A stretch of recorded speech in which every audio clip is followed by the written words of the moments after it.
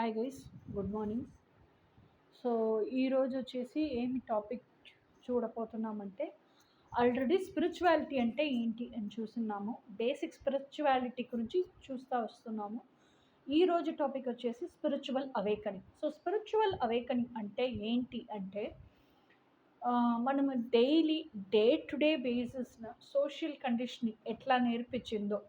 Like social conditioning అంటే ఏంటంటే మనం వెళ్ళిన స్కూల్, ఆ స్కూల్లో ఏమన్నీ నేర్పించినారో చదివింది అన్నీ, అక్కడ మన టీచర్స్ దగ్గర నుంచి ఏమేమి మనము నేర్చుకున్నామో అది, మన ఫ్రెండ్స్ దగ్గర నుంచి ఏమేమి నేర్చుకున్నామో అది, లైక్ దట్ ఫ్రెండ్స్తో పేరెంట్స్ దగ్గర నుంచి ఏమేమి నచ్చినాయో అది నేర్చుకుని ఉంటాము. All those things like that. ఇప్పుడు మనకి ఒక స్కూల్లోనే ఒక సక్సెస్ఫుల్ పర్సన్ ఉంటారు, వారు బాగా నచ్చుతారు. సో అట్లా వారు ఎట్లా సక్సెస్ అయినారు అనేది నేర్చుకుని ఉంటాం. So like this what all you have acquired knowledge from society, అదే సోషల్ కండిషనింగ్ అనమాట.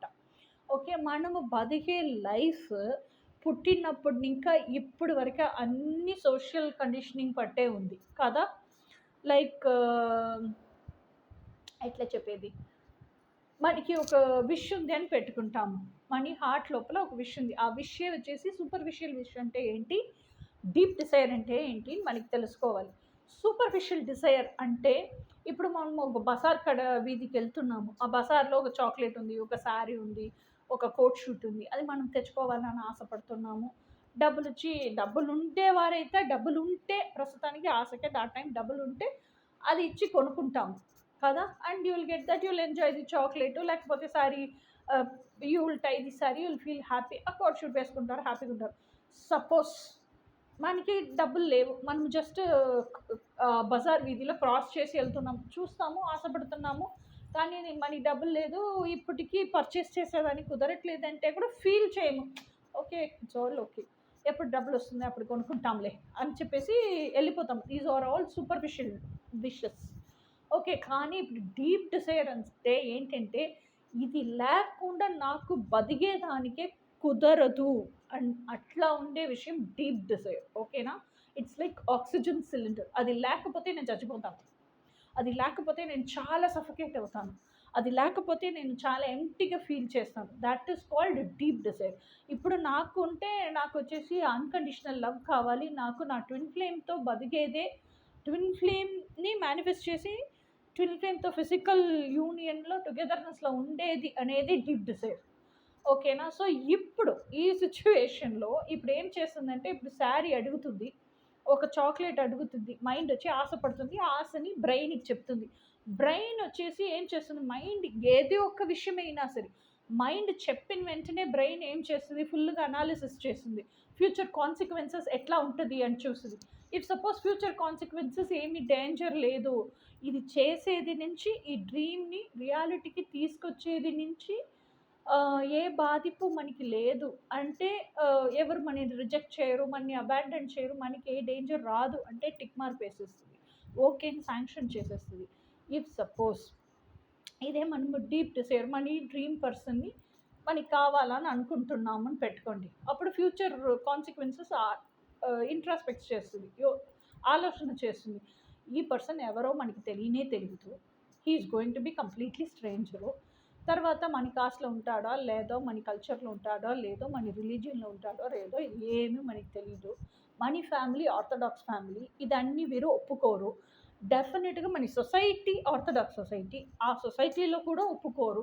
సో ఇది మేనిఫెస్ట్ అయితే మనని అబాండన్ చేసేస్తారు, ఈ సొసైటీల నుంచి ఐసోలేట్ చేసేస్తారు, మన ఇంటి మనుషులే రిజెక్ట్ చేసేస్తారు అని ఆ మొత్తం విషయం ఫ్యూచర్ కాన్సిక్వెన్సెస్ గురించి ఆలోచన చేస్తుంది బ్రెయిన్.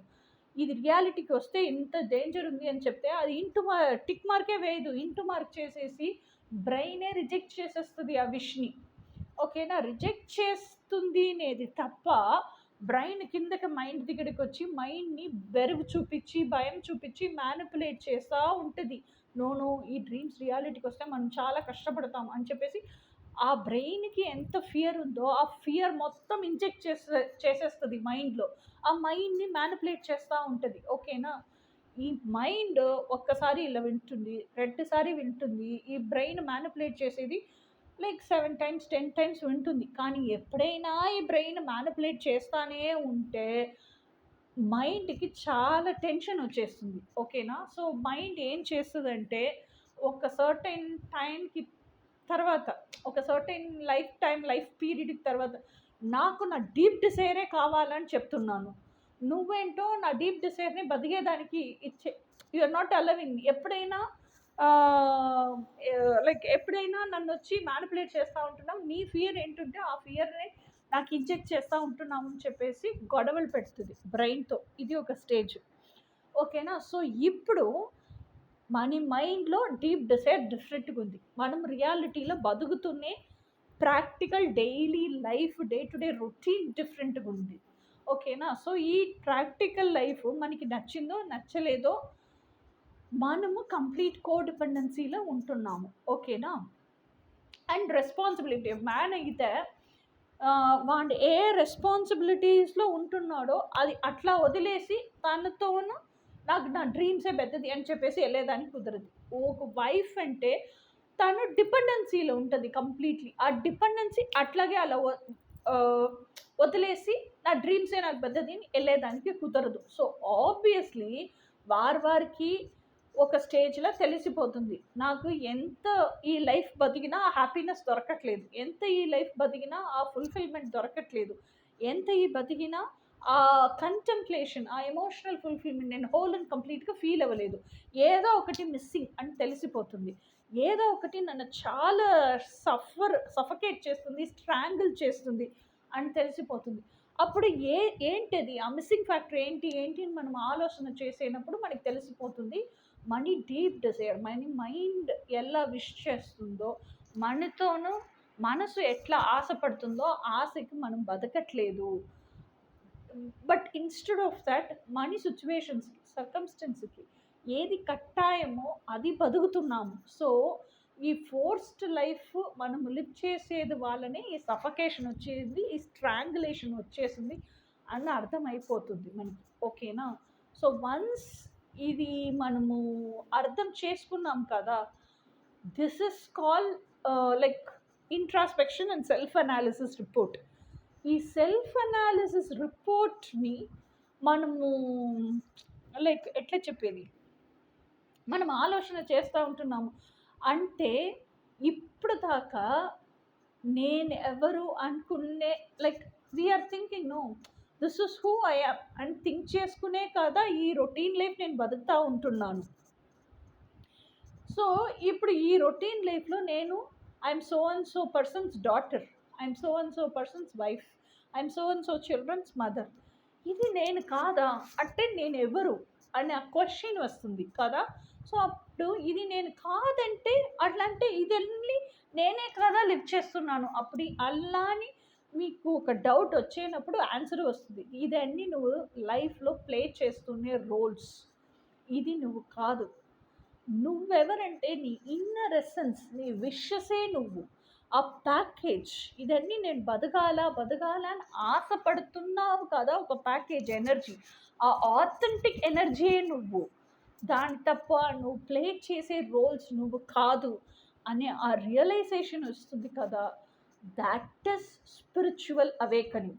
సో అప్పుడు ఏంటి మనకి లైక్ ఎట్లా అనిపిస్తుంది అంటే మనం లివ్ చేసే ఈ ఫోర్స్డ్ లైఫ్ ఏదైనా, we are not able to quit this life and we are not able to go in search of our dreams. And when we are living in this forced life we always feel like అసలు it's suffocating.